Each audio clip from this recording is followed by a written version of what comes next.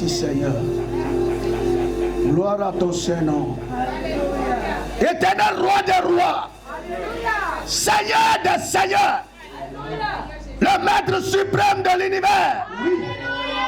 Toi qui règnes. Et la terre tout entière tremble. Reçois la gloire. Reçois l'honneur. Reçois la magnificence. Kayaraba sokolobo sandarababa. Yabobobo sakalabarababa. Borobobobo sakabasandarababa. Yezeborobobobo. Kayaba sokolobo.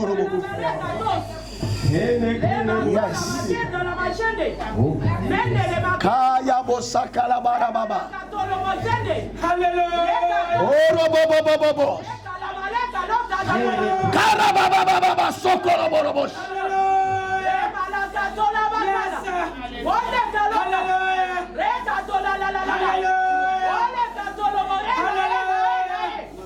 Éternel, ce matin, nous sommes devant toi avec les cœurs brisés pour certains, les âmes dans la tristesse, d'autres dans la joie. Ce matin, décharge une vie, libère un cœur, guéris une âme, touche quelqu'un ce matin. Dieu, sans toi nous ne pouvons rien faire. Nous invitons ta présence, nous invitons ta grâce, et que le Saint-Esprit nous connecte à toi ce matin. Seigneur, les dominations, les principautés, les esprits méchants dans les lieux célestes qui sont là ce matin pour combattre, au nom de Jésus, capituler. Disparaissez de ces lieux. Que le Saint-Esprit prenne tout le contrôle. Que le Saint-Esprit prenne tout le contrôle. Dieu Tout-Puissant. À présent, je recommande moi-même et tout le peuple en tes mains. Parle-nous ce matin. Visite-nous, Seigneur. Dispose nos cœurs. Je prie maintenant Au nom de Jésus-Christ. pour cet homme au milieu de nous qui est accablé de toutes parts.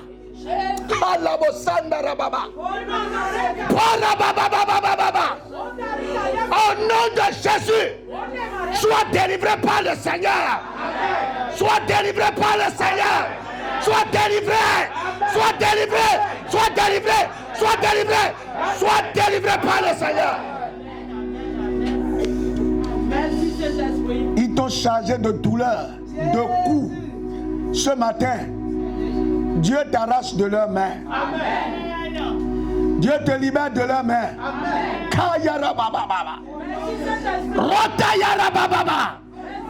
Tout ce à quoi ta vie a été confié, au nom puissant de Jésus, je l'arrache par la puissance de la croix. Je l'arrache par la puissance de la croix. Jésus a dit, cette fille d'Abraham est restée courbée par Satan pendant 19 ans, 18 ans. Ce matin, quelle que soit l'année où ils t'ont torturé de douleur, Dieu déclare un terme. Amen. Dieu déclare un terme ce matin. Amen. Dieu déclare un terme ce matin. Amen.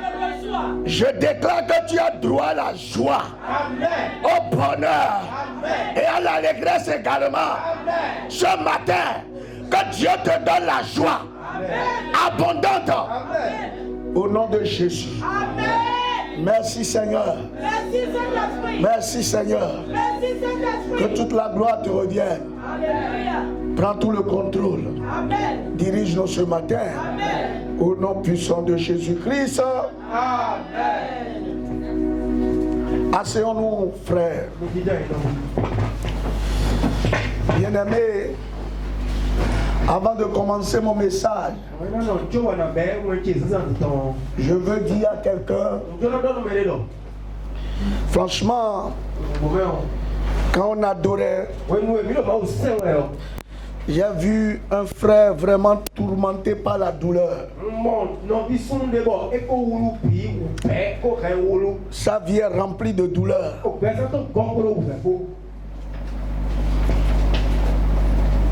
Le venin que le serpent a injecté dans ta vie, le sang de Jésus le sort de ta vie. Dieu arrache ce venin de ta vie, qui est la cause et la source de tes douleurs. Sois libéré, mon frère. Sois libéré, mon frère. Et que Dieu te restaure. La joie est pour toi. Au nom puissant de Jésus. Amen. Bien-aimés, nous avions commencé un message que nous finirons probablement dimanche prochain par la grâce de Dieu. Alléluia. Amen. Dimanche prochain, c'est le dernier dimanche du mois, n'est-ce pas? Oui. Dimanche prochain, c'est le dernier dimanche du mois. Oui. Et donc le soir de ce dimanche, dimanche prochain. Ah bon, le premier c'est un lundi? Ok, il reste 2 dimanches. Ok, d'accord. Dimanche prochain, nous allons finir la série que nous avons commencée. Et par la grâce de Dieu, Dieu nous restaurera ce mois. Bien-aimé, le thème de notre message n'a pas changé. Si tu comprends ces choses, ta vie changera. Nous venons à l'église parce que nous voulons le changement. Nous voulons le changement positif. Mais souvent, nous ne comprenons pas d'abord qu'est-ce qui a fait que nous sommes dans l'état où nous sommes.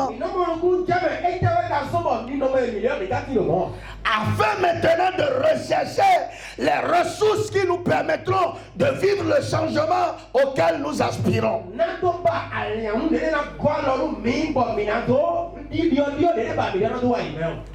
Nous allons relire notre texte.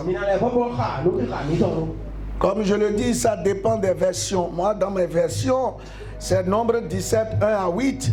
Mais dans d'autres versions, je pense que c'est dans Nombre 16, combien? 16 à 25. Ok, Nombre 17, 16 à 25. Voyez, je vais m'arrêter aujourd'hui au verset 3. L'Éternel parla à Moïse et dit: parle aux enfants d'Israël et prends d'eux une verge selon la maison de leur père, soit 12 verges de la part de leur prince selon les maisons de leur père.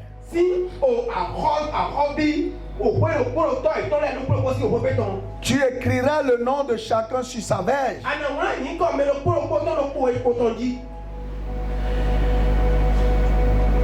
Et tu écriras le nom d'Aaron sur la verge de Lévi. Car il y aura une verge pour chaque chef de maison de leur père. Nous irons verset 5. L'homme que je choisirai sera celui dont la verge fleurira. Je vais m'arrêter là. Jean 8, 32 à 33. C'est le deuxième texte que je veux que vous lisez. Vous connaîtrez la vérité et la vérité vous affranchira. Il lui répondit: Nous sommes la postérité d'Abraham. Et nous ne fûmes jamais esclaves de personne. Comment dis-tu? Vous deviendrez libres. Alléluia. Amen. Voilà deux textes que je voulais que nous analysions ce matin. Ce que je veux qu'on comprenne du premier texte. Les 12 verges n'avaient point de fleurs jusqu'à espérer porter des amandes. Pourquoi? Non seulement les branches ou les bois étaient, les verges étaient détachés du tronc,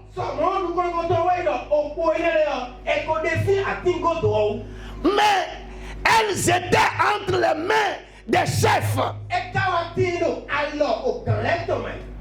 Et vous savez, le berger se sert toujours de la verge pour diriger les brebis ou pour conduire le troupeau.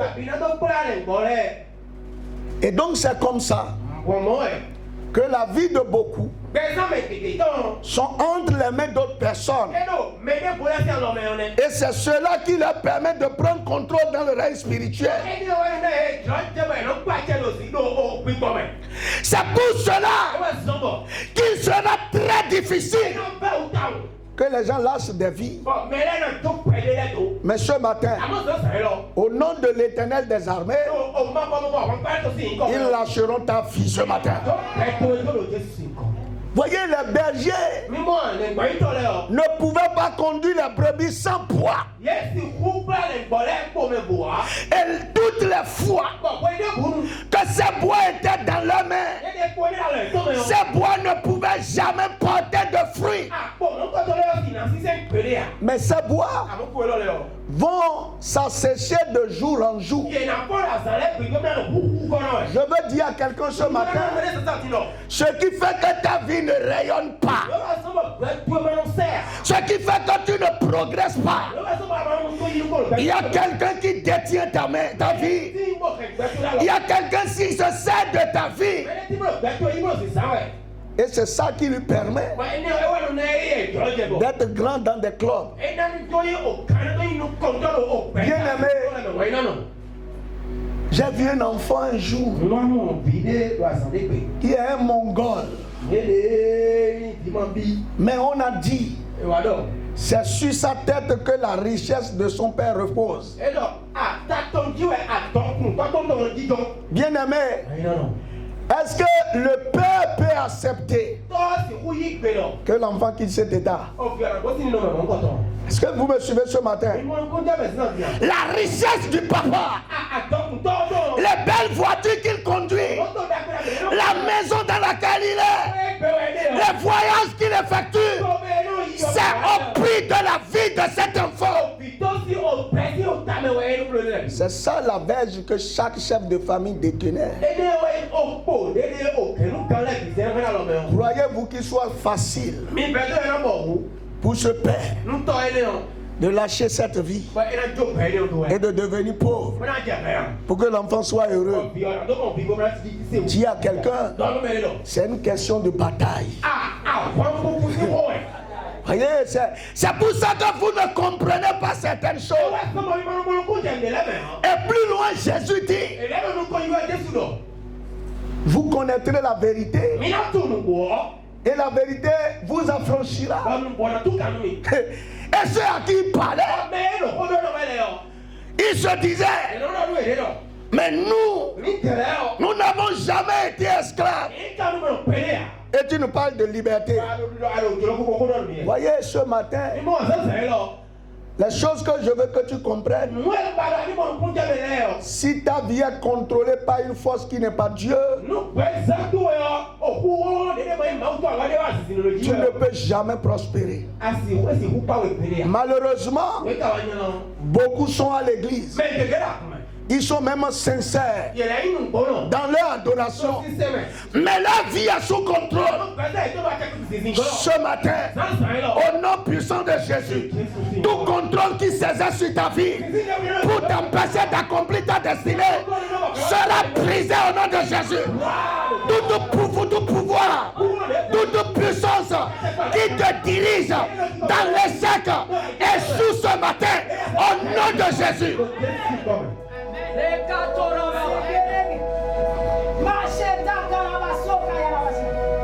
Bien-aimé, il n'est pas rare de constater que beaucoup de chrétiens voient leurs beaux projets ne pas aboutir. Quand bien même tout était parti pour que ça s'accomplisse. Pourquoi cela? Pourquoi? Il y a des gens qui croient maîtriser la situation, mais finalement tout leur échappe. Un contrat que tu étais sur le plan de concrétiser, tu voyais que non, tel que ça se passe, bientôt ça va se concrétiser. Mais subitement tout chamboule. On ne comprend pas pourquoi. On se demande qu'est-ce qui se passe. Pourquoi toujours c'est à moi que ça arrive ici? Mes frères, il y a des gens qui contrôlent ta vie. Il y a des puissances qui contrôlent ta vie. Ce matin, Dieu arrachera ta vie de leur contrôle. Je voudrais que vous soyez en esprit ce matin. Bien-aimé, je n'avais jamais compris ces choses comme ça. Mais un jour, j'ai vécu une situation qui a fait que j'ai compris que la vie, vous pouvez avoir la volonté, mais si vous n'avez pas la liberté, vous ne pouvez pas atteindre vos objectifs. La volonté est là, mais la liberté n'est pas là. Tu as la volonté, tu as la détermination d'aller de l'avant, mais tu n'es pas libre. Comment est-ce possible? Comment? Un jour, il y a un vieux, un homme d'un certain âge à l'époque, il devait avoir au moins 47 ans ou 50 ans. Je veux vous parler du contrôle, de l'exemple du contrôle avant que je ne prenne des cas pratiques dans la Bible. Cet homme avait payé une moto Mat 50 toute neuve. Et il est venu me voir, mon ami et moi. Il était très content pour cette acquisition. C'était dans les années 99-2000. Et puis nous lui avons dit, d'ailleurs c'est lui-même qui a dit, si vous avez des sorties, venez, je vais vous la donner, parce que vous êtes jeune, vous allez bien en profiter. Il voulait nous laisser la moto. Ainsi, nous avons fait un programme de sortie un midi. En tant que jeune étudiant, on a bien sapé, bien ciré nos chaussures, et on réfléchissait à comment on allait s'asseoir sur la moto, comment on allait conduire. Et donc nous sommes allés voir ce vieux dans sa maison. Et nous avions dit, papa, nous sommes venus pour la sortie dont on t'a parlé. L'homme a dit, il n'y a pas de souci. Mais il a commencé à tourner. Il va, il revient. Il va, il revient. Et puis une première fois il dit, chers enfants, vous savez, je vais vous donner de l'argent pour que vous preniez zème avec. Et nous avons répondu, ce n'est pas une question d'argent. Nous avons nous aussi les ressources pour payer du carburant. Et il nous a dit, je viens. Et il est retourné encore dans la chambre. Et il est revenu. Nous ne comprenions pas ce qui se passait. C'est sa moto. C'est lui qui a travaillé pour acheter. Et c'est lui qui a donné sa parole. Et puis une troisième fois, quand il est sorti, il nous a dit, chers enfants, j'ai bien envie de vous laisser la moto. Mais maman a refusé. Maman a dit que son cœur n'a pas pris.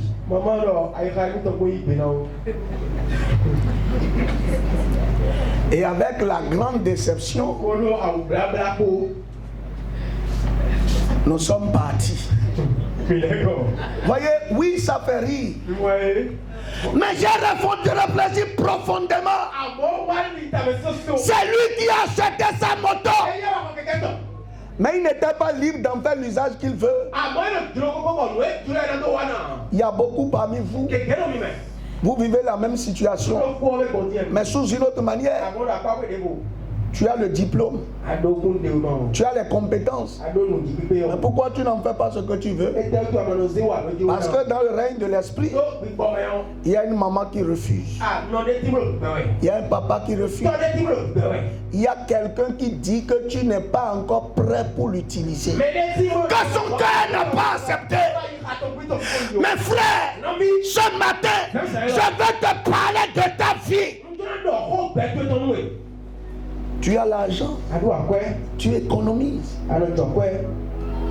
Mais ça c'est à quoi?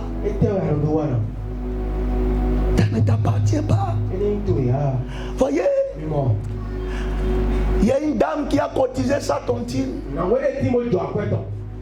Et il voulait faire un projet. Mais le joueur ramasse la tontine. La femme de son frère tombe dans un puits. En état de grossesse. Le frère n'a pas d'argent. Qui va dépenser? Est-ce que l'argent là lui appartient? Ce matin, ma prière pour tout le monde, nous devons arracher notre liberté et affranchir tous nos biens de la main de tous les agresseurs, les usurpateurs spirituels. Bien-aimé, tu ne peux pas porter des fruits tant que ta vie est sous le contrôle d'une influence étrangère à Dieu.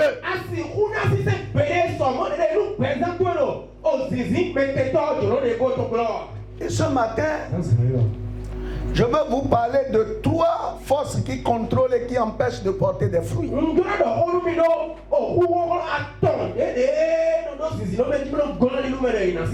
Il y en a beaucoup.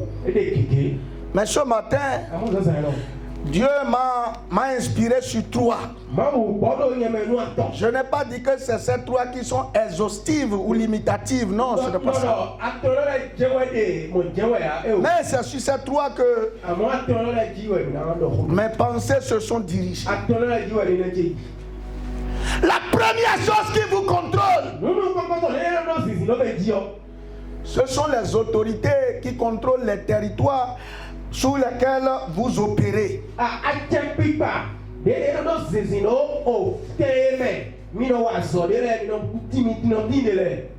La maison dans laquelle tu vis, le quartier dans lequel tu es, le pays dans lequel tu habites, il y a des autorités. Voyez, vous pensez que la vie est simple. C'est pour cela, pour ceux qui ne savent pas batailler, vous ne pouvez pas avoir grand chose. Parce que Paul dit dans Ephésiens 6, à partir du verset 12, car nous n'avons pas à lutter contre la chair et le sang, mais contre les dominations, les principautés, les princes des ténèbres. dans les lieux célestes en Jésus-Christ.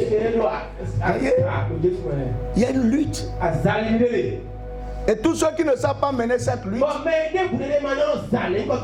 franchement, vous ne pouvez pas profiter de votre plein potentiel. Ok. Je vais vous montrer le cas de quelqu'un. Vous allez voir. Nous allons lire 1 Roi 21, 1 à 7. Et puis après, nous allons lire du verset 12 au verset 14. Je couche ce matin parce que après ces choses, voici ce qui arriva.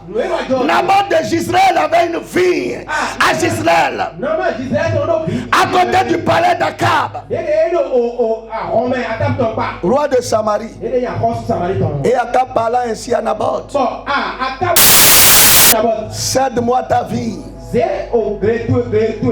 pour que j'en fasse un jardin potager, car elle est tout près de ma maison.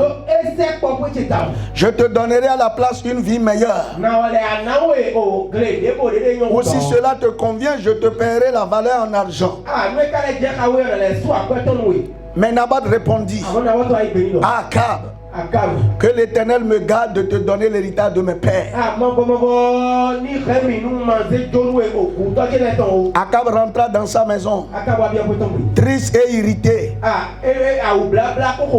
cause de cette parole que lui avait dite Naboth de Jezreel: je ne te donnerai pas l'héritage de mes pères. Et il se coucha sur son lit, détourna le visage et ne mangea rien. Jézabel, sa femme, vint auprès de lui et dit: pourquoi as-tu l'esprit triste et ne manges-tu point? Il lui répondit: j'ai parlé à Naboth de Jezreel et je lui ai dit: cède-moi ta vie pour de l'argent, ou si tu veux, je te donnerai une vie à la place. Mais il a dit: je ne te donnerai pas ma vie. Alors Jézabel, sa femme, lui dit: est-ce bien toi maintenant qui exerces la souveraineté en Israël? Lève-toi, prends de la nourriture et que ton cœur se réjouisse. Moi, je te donnerai la vie de Naboth de Jezreel. Verset 12 à verset 14. Il publia un jeûne et il plaçait Naboth à la tête du peuple. Les deux méchants hommes vinrent se mettre en face de lui. Et ces méchants hommes déposaient ainsi devant le peuple contre Naboth: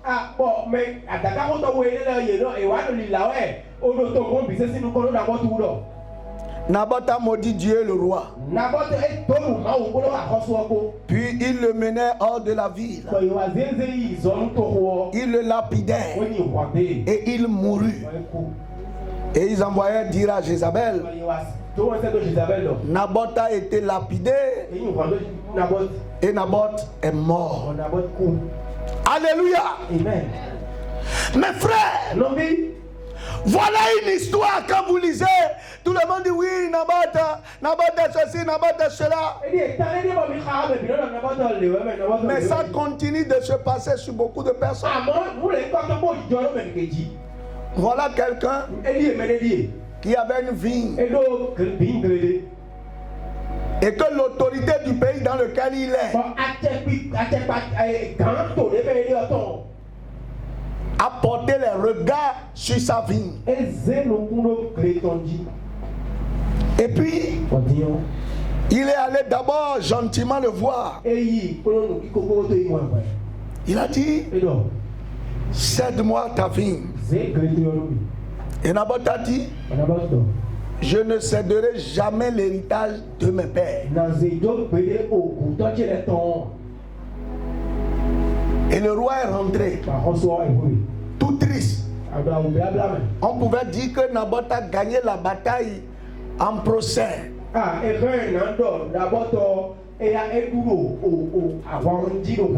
il a oublié qu'on peut encore faire appel.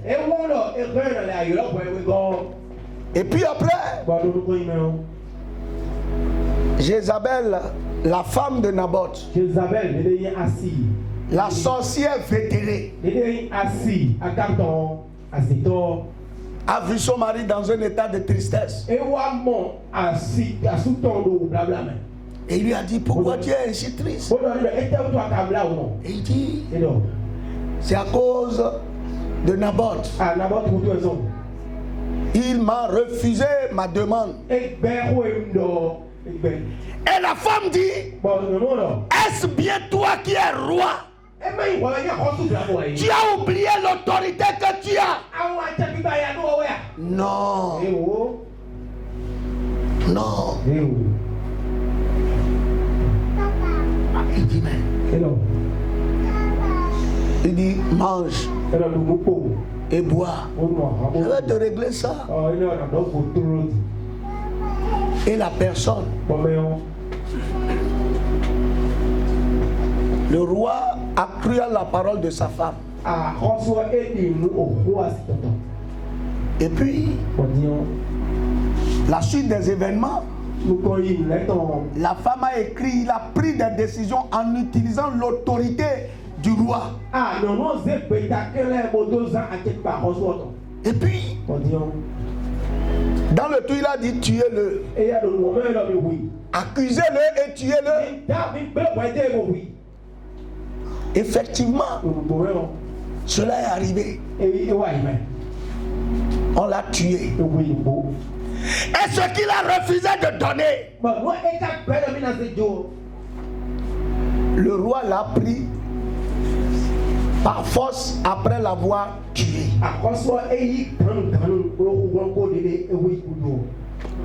C'est vrai qu'après Dieu a vengé Akab, mais Naboth, mais c'était après sa mort.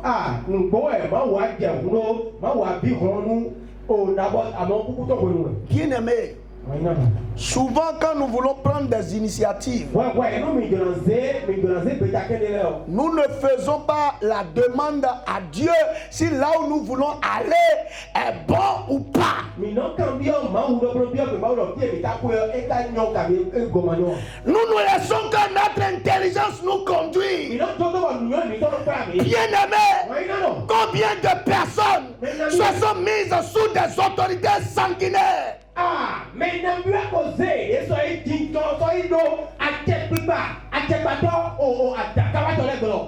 Voyez,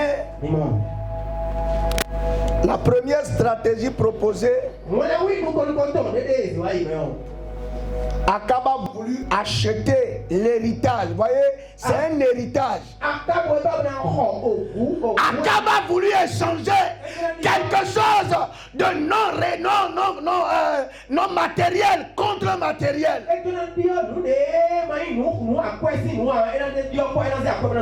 Le contrôle vient souvent par des facilités qu'on vous accorde dans certaines situations. Faites attention.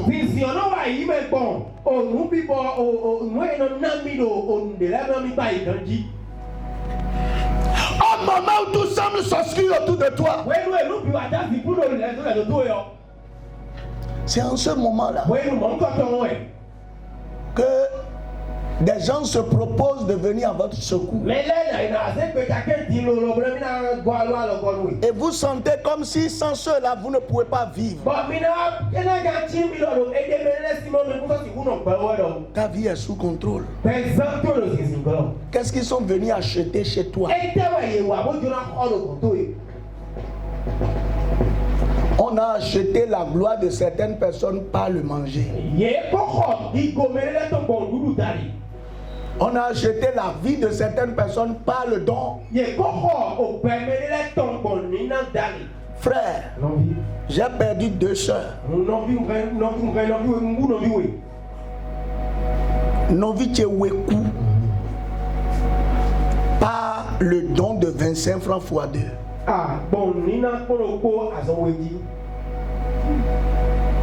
La tante de notre père a vu mes 2 grandes sœurs là.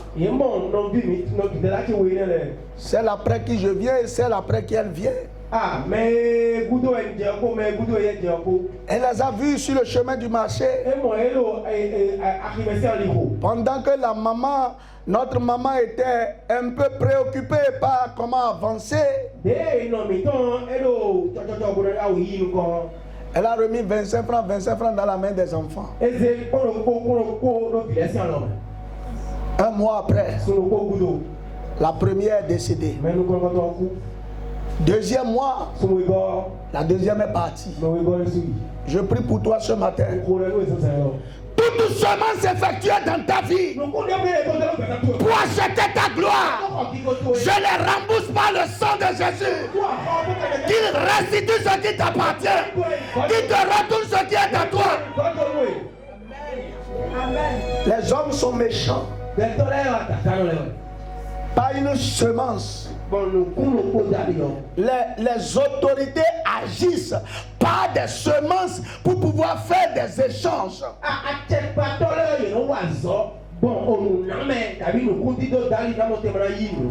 Mes frères, de notre naissance jusqu'à ce jour, est-ce qu'on peut comprendre que toutes les assistances que nous avons reçues, Dieu nous aidera? Mais le vrai problème, je vais vous dire, quand vous vous sentez dépendant de quelqu'un, voyez, tout ce que tu veux faire là, c'est comme si lui n'agit pas, tu ne peux pas avancer, tu es sous contrôle.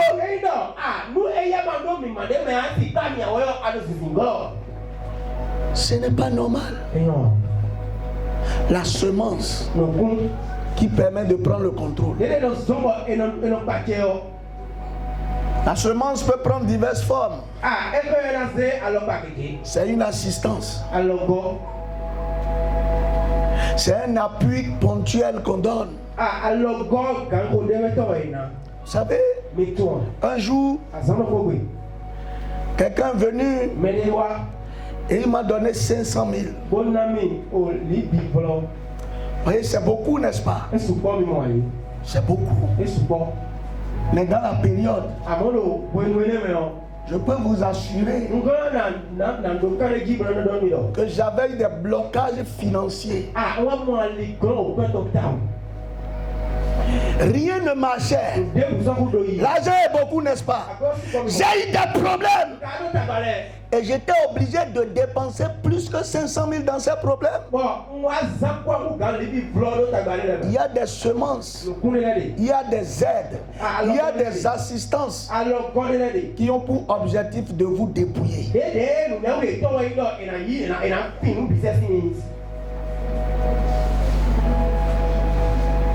L'autre chose, je dis l'autorité, c'est-à-dire quelqu'un qui vous contrôle. Si vous vivez ou vous travaillez dans une société où le patron n'est pas clean, il va vous dépouiller. Et c'est là, vous êtes là, vous vous débattez tout le temps et vous croyez que sans cet emploi, vous ne pouvez plus rien faire.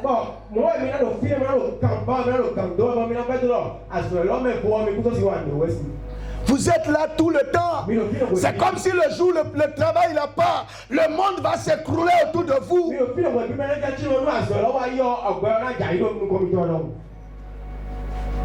Bien aimé, qu'est-ce qui contrôle ta vie? Qu'est-ce qui contrôle ta vie? Qu'est-ce qui fait que les choses que tu fais ne donnent plus les résultats que tu espères? Quelle semence ils ont fait dans ta vie? Quelle assistance ils t'ont porté? Qui fait qu'aujourd'hui ils exigent ta gloire.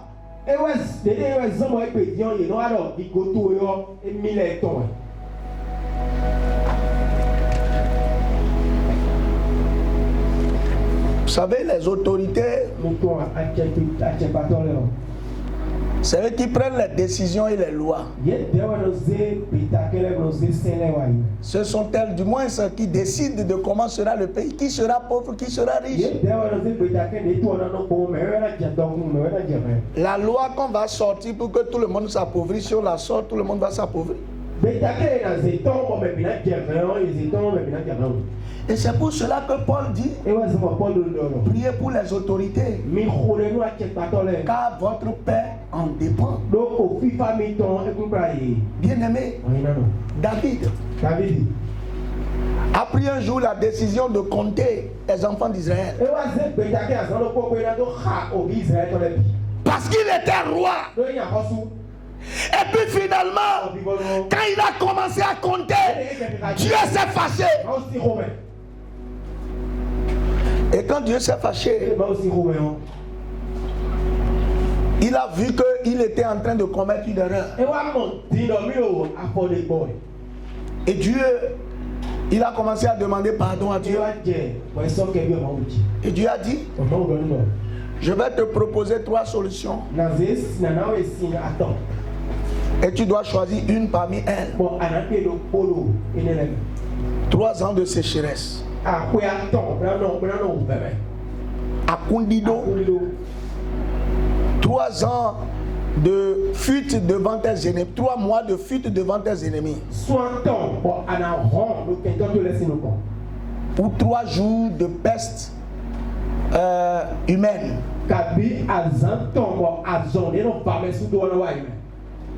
Et David a choisi 3 jours. Mais on a dit pendant ces 3 jours, les gens mouraient seulement. Il a pris la décision. Mais qui a payé les frais?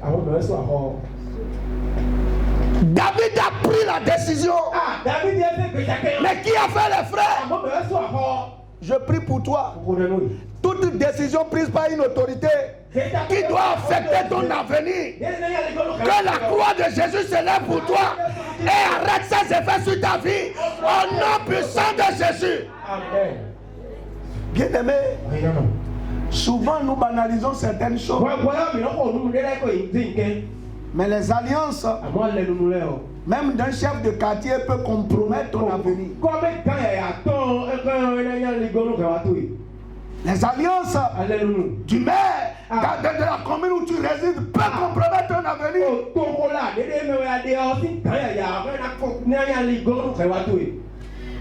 Ce que je veux vous dire là, pour avancer, pour que vous ayez votre liberté, vous devez vous réveiller dans la prière. Priez contre les autorités qui veulent vous diriger dans le sens qu'ils veulent et refuser. C'est pourquoi Jésus a dit, chaque jour, il faut dire que ton règne vienne.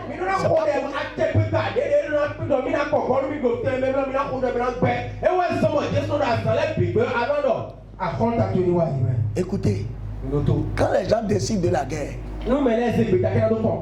ils savent que des gens vont mourir. Mais ils savent qu'ils ne mourront pas. Si le règne de Dieu ne vient pas, c'est là qu'il a les balles perdues. Bien aimé, vous banalisez souvent la prière contre les autorités. Vous banalisez ça. Ah, malheureusement, l'évolution de votre vie dépend de la décision que prendront ceux-là.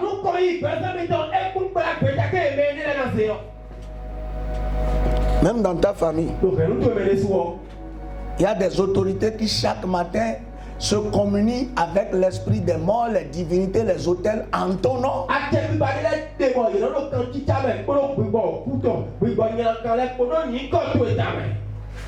L'évolution dans la vie dépend de la liberté. Et votre liberté dépend de votre libération du contrôle des autorités, de la sphère où vous opérez, où vous vivez.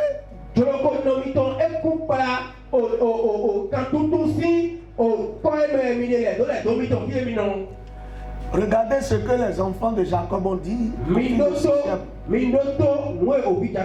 Parce qu'ils avaient une autorité.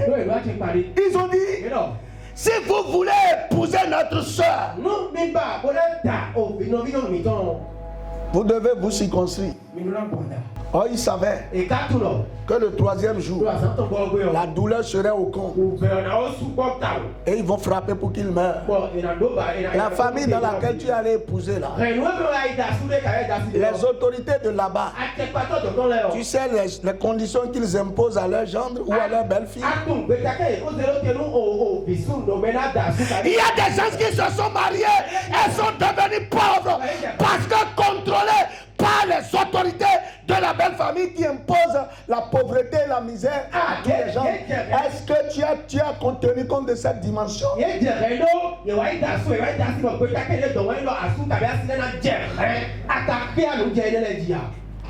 Bien aimé, quelle est l'autorité qui contrôle actuellement ta vie? Quelle est la prière que tu as faite pour te libérer de ça? Ce matin, quelqu'un a besoin d'aller vers le Seigneur et de dire: Dieu, je refuse toute autorité terrestre spirituelle qui me dirige. Si ce n'est pas que ton règne soit établi, je refuse les autres autorités. Et c'est à ce prix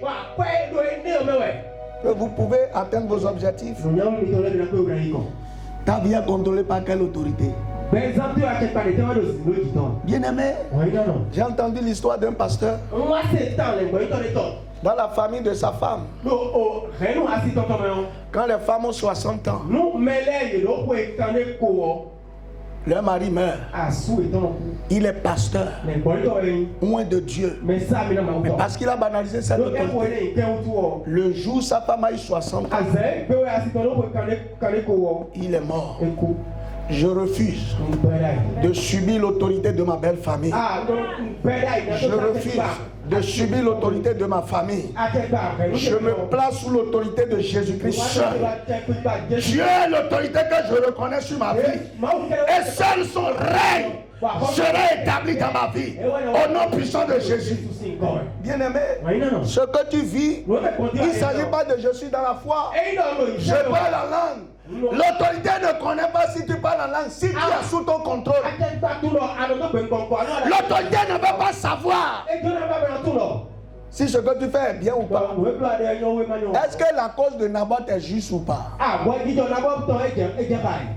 Ce que Naboth défendait, ce n'était pas juste. Je ne veux pas brader l'héritage de mes parents. On me l'a légué. Je dois la léguer. Je dois le léguer. Est-ce que ce n'était pas une cause juste? Pourtant il est mort. Pourquoi? Il n'avait pas prié. Il n'a pas défendu sa cause dans la prière. Cessez d'attendre les programmes de l'église avant de vous lever sur votre vie. Il y a des fruits que les gens ne veulent pas observer dans certains endroits. Est-ce que tu sais qu'il y a des quartiers dans lesquels on ne veut pas que personne conduise voiture? Est-ce que tu sais ça? Est-ce que tu sais ça? Est-ce que tu sais qu'il y a des quartiers où aucun jeune, on ne veut qu'aucun jeune réussisse? Est-ce que tu sais ça? Toi tu es dans le quartier, tu dis je suis chrétien, mais tu ne pries pas. Tu te couches comme tout le monde. Tu es comme tous les jeunes. Tu peux venir à l'église matin, midi, soir, tu vas finir comme eux. C'est difficile, mais c'est ça la vérité. Le changement est dans votre capacité à vous lever tôt pour commander, renverser certaines autorités qui s'établissent sur votre vie.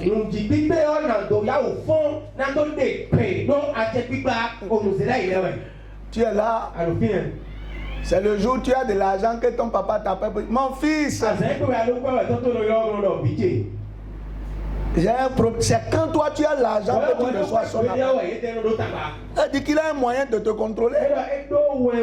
Il sait quand l'argent tombe en terre, mais quand vous êtes sous une autorité, vous êtes sous son viseur. Il a les CEO. Parce qu'il a placé des démons qui lui donnent des alertes. Si toi tu ne pries pas, tu es là, tu dis Dieu est bon. La grâce de Dieu est là. Le Seigneur est bon. Oui, il va envoyer la bénédiction. Malheureusement, ton chef qui te contrôle, à part lui, tu ne peux pas manger ça. Tu as vu les enfants d'Israël? Ils peuvent labourer. Ils peuvent semer. Dieu fait son travail. Ils labourent. Pendant qu'ils sont en train de labourer, les Mandianites ne viennent pas. Hein. Quand ils sèment, les Mandianites ne viennent pas. Mais quand ça commence à porter les fruits, ils viennent envahir. Ils détruisent tout.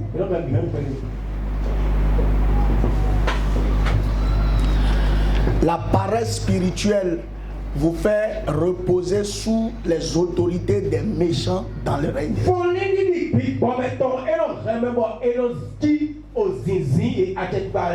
La deuxième chose dont je veux parler, parce que bon, je ne parlerai malheureusement que de ces deux choses. La troisième chose, on en parlera dimanche prochain. Un roi vers 1 à 3. Ben-Hadad, roi de Syrie, rassembla toute son armée. Il avait avec lui 32 rois, des chevaux et des chars. Il monta, mit le siège devant Samarie et l'attaqua. Il envoya dans la ville des messagers à Akab, roi d'Israël. Et lui fit dire, ainsi parle Ben-Hadad, ton argent et ton or sont à moi. Tes femmes et tes plus beaux enfants sont à moi. C'est le pouvoir de la sorcellerie. Bien aimé, il y a beaucoup que la sorcellerie a décidé de rendre leur vie malheureuse. Écoutez ce que Ben-Hadad dit. Il dit, l'argent que tu as, tu crois que c'est à toi. C'est à moi. Ta femme et les plus beaux enfants, je ne veux pas les chétifs, les plus beaux là.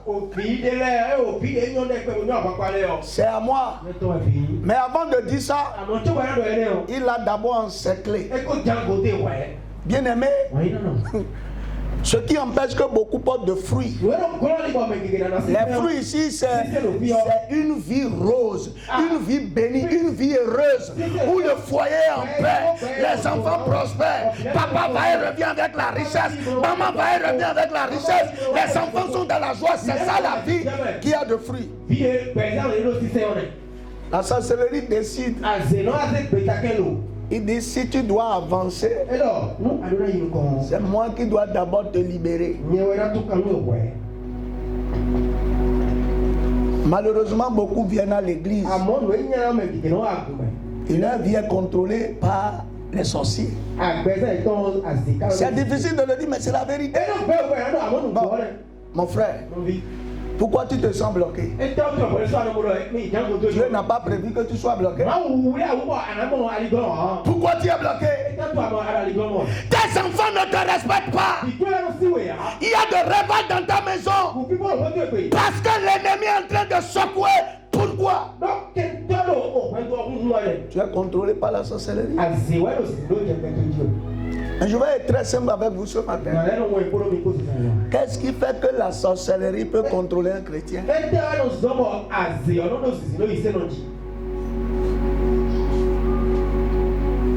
La première chose, c'est le péché. Akab, à qui cette commission a été adressée, il avait abandonné Dieu. Et il adorait les Baals. Et il a induit tout le peuple dans cette adoration. Conséquence, la sorcellerie a trouvé une raison valable pour venir l'attaquer. La sorcellerie n'a pas peur des prières. Mais la sorcellerie a peur d'une vie sanctifiée, d'une vie qui craint Dieu. Bien aimé, je vois beaucoup de chrétiens fuient aujourd'hui la sorcellerie. Et je me pose la question, où est la puissance de Dieu? La Bible déclare dans Isaïe 57, verset 54, verset 17, toute âme forgée contre toi sera sans effet. Dans Nombre 23, 23, il a dit, il dit, l'enchantement ne peut rien contre Jacob, ni la divination rien contre Israël. Mais nous là, aujourd'hui, petite chose arrive, on croit que Satan a raison de nous. Première chose, quelle est ta relation avec Dieu? Le chrétien qui n'est pas dans la vie de la sanctification est livré au péché. La sorcellerie guette les moments de péché. Il y a une sorcière qui a confessé. Elle dit, on a vraiment cherché la porte, mais tout le temps, elle est en prière, elle est en éveil. Mais un jour, elle voulait aller au marché. Et quand elle est rentrée dans la voiture, quelqu'un l'a énervé. Et puis dans la colère, on a frappé en même temps. On est rentré dans le chauffeur. Le véhicule s'est renversé. Et elle a été la seule qu'on a prise. Le péché ouvre la vie à l'action de la sorcellerie. Le petit mensonge que tu as dit, ça suffit pour que dans la nuit, ils finissent tout le processus qui était en cours. Tu as convoité quelque chose. Oui, personne ne t'a vu. Mais eux, ils viennent.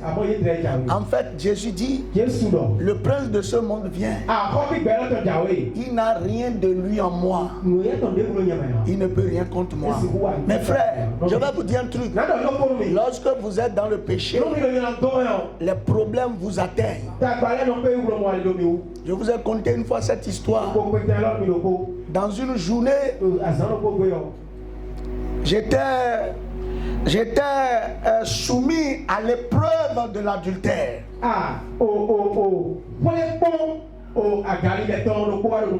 J'étais en situation où une voix disait il faut faire, une voix disait il ne faut pas faire. J'ai dit non, je ne ferai pas.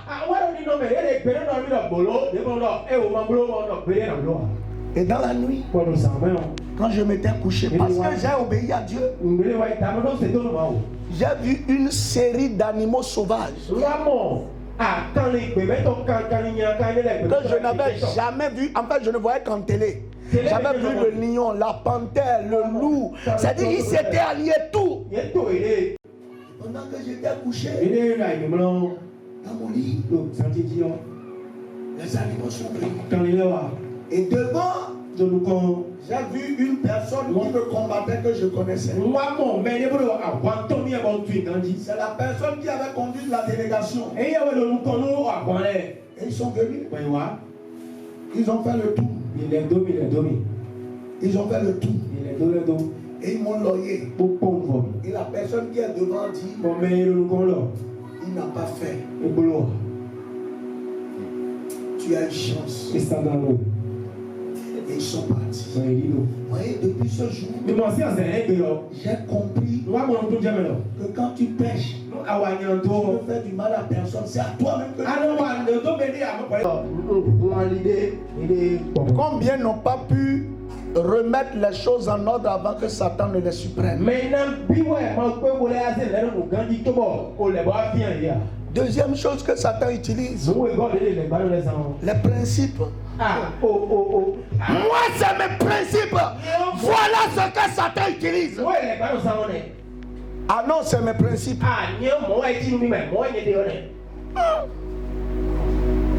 Mon frère, principe, est-ce que c'est biblique? Ce principe-là, mon principe c'est que non, quand quelqu'un m'offense, je le classe. Ah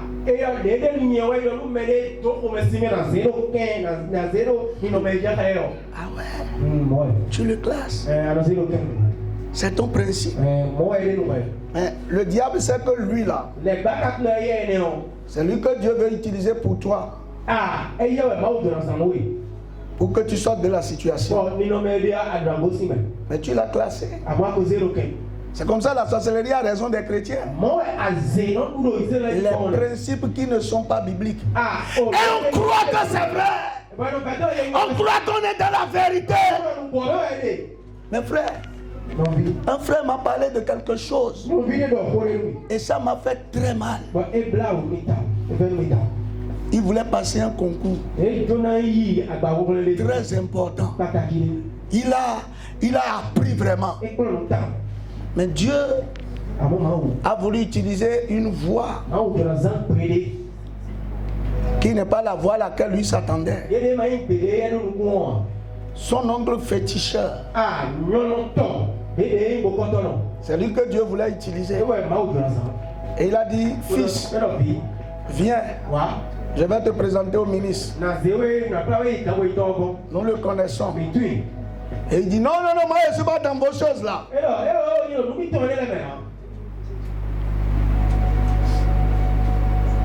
Les autres qu'on a présentés sont tous admis. Il est le seul qui a échoué. Les principes. Et la dernière chose que je veux dire pour partir, les pensées. Voilà ce que Satan utilise. Moi j'ai compris pourquoi Paul prie pour dire que Dieu garde vos cœurs et vos pensées en Jésus-Christ. Les pensées qui vous animent, c'est la cause ou la source de l'échec ou du succès de tout le monde. Puisque la Bible dit, telles tes pensées sont, tel tu es. Et donc, pour finir avec toi, pour que tu finisses dans la pauvreté, le sorcier n'a pas besoin de faire beaucoup de tabac. Il attaque tes pensées. Tu réfléchis dans le sens contraire au sens de ta réussite. C'est comme ça que certains disent, non, il y a des choses que moi je ne peux plus jamais faire dans ma vie. Il y a des tâches, ce n'est plus moi de mon niveau. Bienvenue, tu as admis à la première classe. Le chrétien se laisse diriger par le Saint-Esprit. C'est pourquoi Jésus dit, toutefois, non pas ce que je veux, mais que ta volonté soit faite. La sorcellerie vous bloque dans vos pensées. Il vous coince par les pensées que vous avez.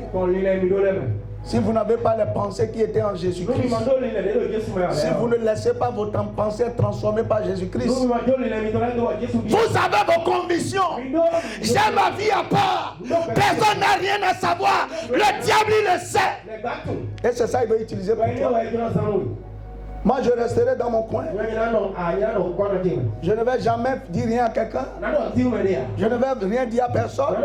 Et la solution à côté de toi, mais les pensées que tu as, c'est ça la sorcellerie utilise. Quand on dit qu'on est voilé, vous pensez que comment ça se passe? Votre pensée ne va jamais dans la bonne direction, dans la mauvaise direction. C'est ça être voilé. Le voile se parle dans les pensées. Quelles sont tes pensées? Sont-elles en lien avec ce que la Bible dit? Quelles sont les pensées que tu as? Tes pensées déterminent tes actions. Et tes actions conditionnent ton échec ou ta réussite. Ce matin, Puisse le Seigneur nous libérer des autorités négatives. Au nom de Jésus-Christ. Amen. Applaudis le roi des rois.